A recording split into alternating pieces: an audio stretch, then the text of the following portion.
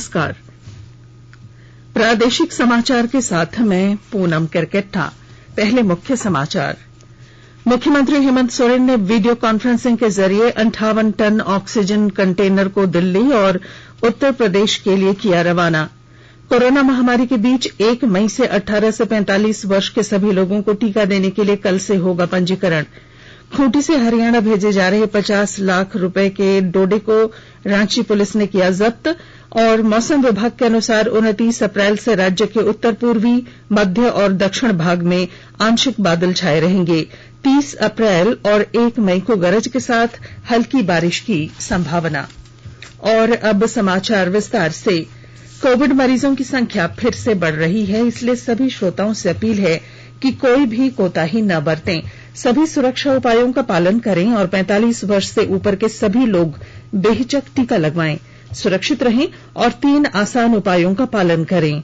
Mask पहनें, 2 गज की दूरी है जरूरी, सुरक्षित दूरी बनाए रखें, हाथ और मुंह साफ रखें। मुख्यमंत्री हेमंत सोरेन ने वीडियो कॉन्फ्रेंसिंग के जरिए आज जमशेदपुर के बर्मा माइन स्थित लिंडे इंडिया लिमिटेड में 58 टन ऑक्सीजन को दिल्ली और उत्तर प्रदेश के लिए 4 कंटेनरों के माध्यम से हरी झंडी दिखाकर रवाना किया। मौके पर मुख्यमंत्री ने कहा कि यह हमारे लिए सौभाग्य की बात है कि अपने राज्य के साथ साथ दूसरे राज्य को भी मेडिकल ऑक्सीजन की आपूर्ति करने में हम सक्षम हैं। इस दौरान स्वास्थ्य मंत्री बन्ना गुप्ता ने कहा कि सरकार अपने पड़ोसी राज्य से मित्रवत व्यवहार रखती है। उन्होंने बताया कि कोरोना संक्रमण के दौर में झारखंड से बिहार को 12 टन, उत्तर प्रदेश को 90 टन और हरियाणा को 80 टन ऑक्सीजन सप्लाई की गई है। श्री गुप्ता ने कहा कि झारखंड में 80 टन से ज्यादा खपत है और अभी झारखंड में सरप्लस ऑक्सीजन है। उन्होंने कहा कि लिंडे इंडिया में ऑक्सीजन प्लांट में 2550 टन ऑक्सीजन निर्माण की क्षमता है, जिसमें 100 टन लिक्विड का निर्माण होता है। मौके पर पोटका के विधायक संजीव सरदार, जुगसलाई के विधायक मंगल कालिंदी, पूर्वी सिंहभूम के उपायुक्त सूरज कुमार, सीनियर एसपी डॉ एम तमिलवानन सहित कई लोग उपस्थित थे।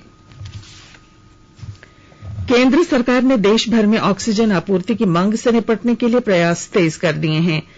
केंद्र सरकार ने 10 मैट्रिक टन और 20 मैट्रिक टन क्षमता के 20 क्रायोजेनिक टैंकर आयात किए हैं। देश में ऑक्सीजन टैंकरों की कमी दूर करने के लिए इन्हें विभिन्न राज्यों को आवंटित किया गया है।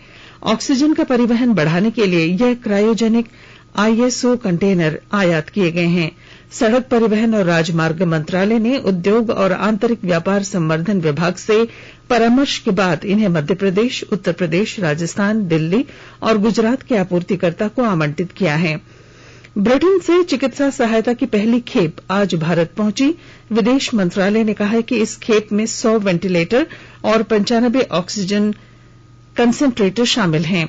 अमेरिका, फ्रांस, जर्मनी, इजरायल और यूरोपीय संघ सहित कई राष्ट्रों ने कोविड महामारी से निपटने के लिए भारत को सहायता का वायदा किया है।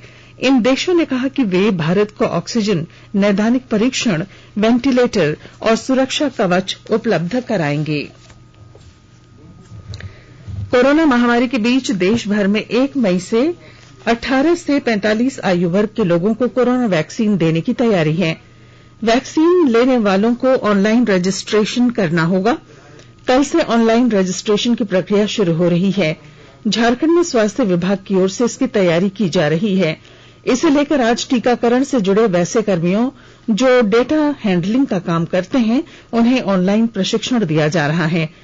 टीका लेने वालों की बड़ी संख्या को देखते हुए इस बार 18 से 45 आयु वर्ग के लोगों के लिए कोविन पोर्टल पर ऑनलाइन रजिस्ट्रेशन करना अनिवार्य होगा। इनका टीका केंद्र पर ऑफलाइन निबंधन नहीं होगा। केंद्रों पर अधिक भीड़ के बोझ को कम करने को लेकर यह व्यवस्था की गई है।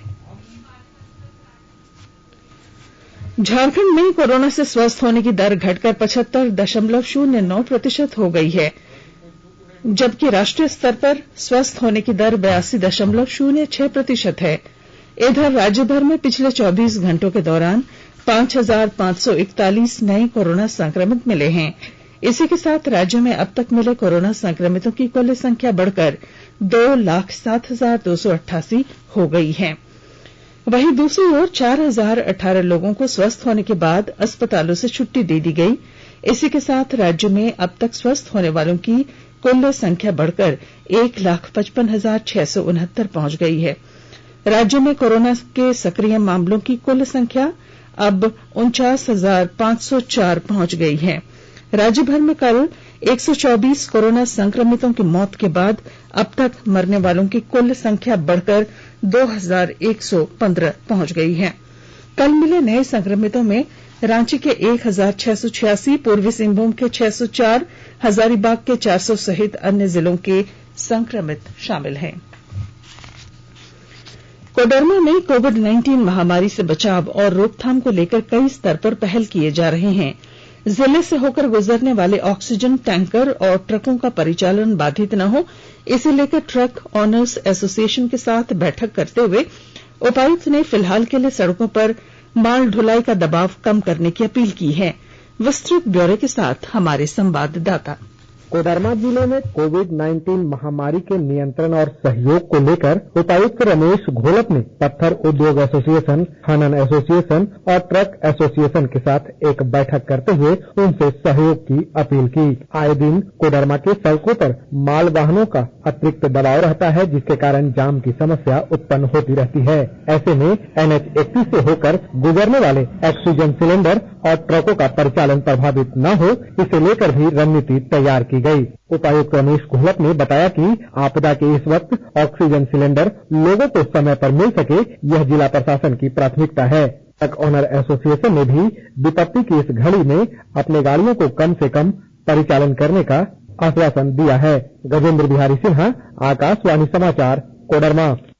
धनबाद के उपायुक्त उमाशंकर सिंह के निर्देश पर कोविड संक्रमित मरीजों के उचित उपचार तथा स्वास्थ्य प्रबंधन के लिए 50 से 60 बेड के अतिरिक्त आईसीयू वार्ड का निर्माण शुरू किया गया है। Shaheed Nirmal Mahato medical college and hospital के कैथ लैब में फिलहाल 30 बेड का आईसीयू वार्ड संचालित है। निर्माण कार्य की प्रगति तथा अन्य आवश्यक तैयारियों की समीक्षा के लिए आज उपायुक्त ने कैथ लैब स्थित निर्माणाधीन आईसीयू वार्ड का निरीक्षण किया। इस दौरान उन्होंने युद्ध स्तर पर कार्य कर शीघ्र निर्माण कार्य पूरा करने का निर्देश दिया है। उपायुक्त ने कहा कि निर्माण कार्य में पूरी टीम लगी हुई है। ऑक्सीजन पाइपलाइन का काम तीव्र गति से चल रहा है। आवश्यक उपकरण जैसे ventilator, monitor bed, hydraulic bed, electrical bed के अधिष्ठापन की तैयारी चल रही है। भारतीय सूचना सेवा के वरिष्ठ अधिकारी संजय कुमार श्रीवास्तव का कोविड के कारण आज निधन हो गया। उन्हें दिल्ली के गुरु तेग बहादुर अस्पताल में भर्ती कराया गया था। उन्होंने अपने 34 साल के सेवा काल में पत्र सूचना कार्यालय सहित सूचना और प्रसारण मंत्रालय की विभिन्न मीडिया इकाइयों में कार्य किया। उन्होंने भारत के उपराष्ट्रपति के जनसंपर्क अधिकारी के रूप में भी कई वर्षों तक कार्य किया। आकाशवाणी के ताजा तरीन समाचारों के लिए आप हमारी वेबसाइट newsonair.com पर लॉग ऑन कर सकते हैं। ताजा समाचार Twitter handle @AIR News Alerts और Facebook page all India radio news पर भी उपलब्ध है। आप प्रादेशिक समाचार एकांश के ट्विटर हैंडल @AIR News_Ranchi और फेसबुक पेज तथा YouTube channel AIR News Ranchi पर भी हमारे बुलेटिन सुन सकते हैं। प्रादेशिक समाचार आप आकाशवाणी रांची से सुन रहे हैं और अब पेश हैं कोरोना से बचाव के कुछ संदेश।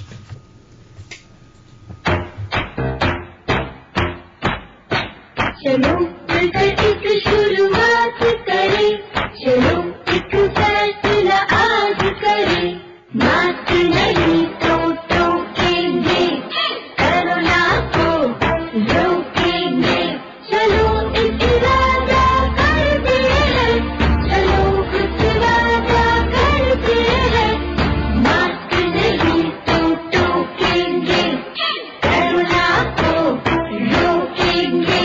भारत सरकार द्वारा जनहित में जारी।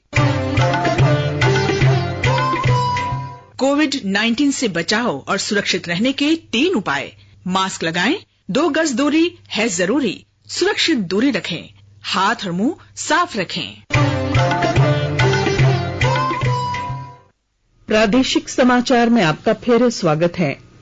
झारखंड प्रदेश कांग्रेस कमेटी के कार्यकारी अध्यक्ष और जामताड़ा के विधायक डॉ इरफान अंसारी ने आज अपने 3 महीने का वेतन मुख्यमंत्री राहत कोष में देने की घोषणा की है। विधायक ने कहा है कि कोरोना वायरस एक विकराल रूप लेता जा रहा है और खासकर इसकी दूसरी लहर काफी घातक है। उन्होंने अन्य नेताओं से भी ऐसे समय में आगे आने की अपील की और कहा कि सभी विधायक इस विकट परिस्थिति को देखते हुए 3 माह का वेतन मुख्यमंत्री राहत कोष में देकर सहयोग करें। झारखंड प्रदेश कांग्रेस पार्टी ने कोरोना मरीजों को हर सुविधा उपलब्ध कराने के लिए कोविड कंट्रोल रूम बनाया है, जिससे सैकड़ों मरीजों को लाभ पहुंचाया जा रहा है। कोविड कंट्रोल रूम के डॉक्टर पी नैयर ने बताया कि रोजाना 50 से ज्यादा लोगों को कोविड कंट्रोल रूम द्वारा अस्पताल से बेड और ऑक्सीजन की जानकारी लेकर कंट्रोल रूम को अवगत कराया जाता है, फिर वे मरीजों को अस्पताल में भेजते हैं। नई दिल्ली में एम्स के निदेशक डॉक्टर रणदीप गुलेरिया ने कहा है कि घर में ताजी हवा की आवाजाही का उचित प्रबंध भी कोविड से लड़ने में सहायक हो सकता है। नीति आयोग में स्वास्थ्य मामलों के सदस्य डॉक्टर वी.के. पॉल ने कहा कि कोविड से बचाव के लिए अब घर में भी मास्क पहनना जरूरी है। घर में एक पॉजिटिव व्यक्ति है तो बहुत जरूरी है कि वो मास्क पहने। और वैसे अब मैं कहना चाहूंगा कि सीधा टाइम आ गया कि घर में हम वैसे ही अब मास्क पहनना शुरू करें। हम बाहर की बात करते थे, लेकिन संक्रमण जैसे ज्यादा है तो घर में भी बाई चांस किसी को आ गया है तो जहां तक हो गए घर में भी हम किसी के साथ बैठे हैं तो मास्क लगाएं तो फायदा है। लेकिन डेफिनेटली अगर कोई पॉजिटिव है उसको भी मास्क लगाना है, बाकियों को भी लगाना है, उसको दूसरे कमरों में रखना है। राजधानी रांची के तुपुदाना इलाके से पुलिस ने लगभग 50 लाख रुपए का डोडा बरामद किया है। खूंटी जिले से मूढ़ी लदे ट्रक में छुपाकर अफीम का डोडा ले जाया जा रहा था। इसकी सूचना मिलने के बाद पुलिस ने तुपुदाना चौक के निकट मूढ़ी के बोरे में छुपे अफीम के डोडे वाले ट्रक को जब्त कर लिया। नक्सलियों ने एक बार फिर चतरा के टंडवा में लेवी की मांग को लेकर 5 हाईवा वाहन को आग के हवाले कर दिया। घटना की सूचना मिलने के बाद पुलिस ने घटनास्थल पर पहुंचकर स्थिति का जायजा लिया। नक्सलियों ने 10 दिनों पहले भी एक ट्रांसपोर्टिंग कंपनी के 2 हाईवा वाहन को लेवी की मांग को लेकर आग के हवाले कर दिया था। चतरा जिले के ईटखोरी चतरा मुख्य मार्ग के 12 माइल के पास ऑटो पलटने से दुल्हन के पिता समेत 2 लोगों की मौत हो गई, वहीं 4 लोग घायल हो गए। सभी विवाह समारोह में शामिल होने चतरा से ईटखोरी आ रहे थे। पलामू प्रमंडल के लातेहार जिले के बरवाडीह प्रखंड क्षेत्र की 4 नाबालिग लड़कियों को रेस्क्यू किया गया है। इनकी उम्र 12 से 14 वर्ष के बीच है। मेदिनीनगर से होते चारों पैदल दिल्ली जा रही थीं। इसी बीच पुलिस को उन्हें देखकर कुछ संदेह होने पर रोककर पूछताछ की गई। आहतू थाना प्रभारी ने सभी का रेस्क्यू किया। नाबालिग लड़कियों की काउंसलिंग के लिए सीडब्ल्यूसी को सौंपा गया है। महिला थाना प्रभारी ने बताया कि पूछताछ के दौरान ये पता चला है कि घर वालों से नाराज होकर वे रिश्तेदार के पास दिल्ली जा रही थीं। और मौसम विभाग के अनुसार अगले 2 से 3 दिनों में राजधानी का पारा 41 डिग्री सेल्सियस तक जा सकता है। वहीं राजधानी रांची के अलावा राज्य के अन्य जिलों में 43 डिग्री सेल्सियस तक तापमान होने की संभावना है। अभी राजधानी रांची का पारा 38 डिग्री के आसपास बना हुआ है। मौसम विभाग के अनुसार मौसम अभी शुष्क रहेगा और आसमान साफ रहेगा। कहीं कहीं लू भी चल सकती है। 29 अप्रैल से राज्य के उत्तर पूर्वी, मध्य तथा दक्षिण भाग में आंशिक बादल छाए रहेंगे। कहीं कहीं गर्जन वाले बादल भी बन सकते हैं।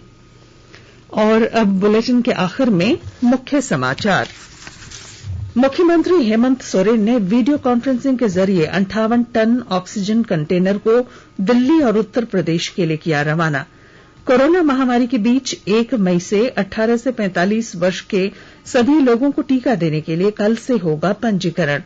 खूंटी से हरियाणा भेजे जा रहे 50 लाख रुपए के डोडे को रांची पुलिस ने किया जब्त। और मौसम विभाग के अनुसार 29 अप्रैल से राज्य के उत्तर पूर्वी, मध्य और दक्षिण भाग में आंशिक बादल छाए रहेंगे। 30 अप्रैल और 1 मई को गरज के साथ हल्की बारिश की संभावना।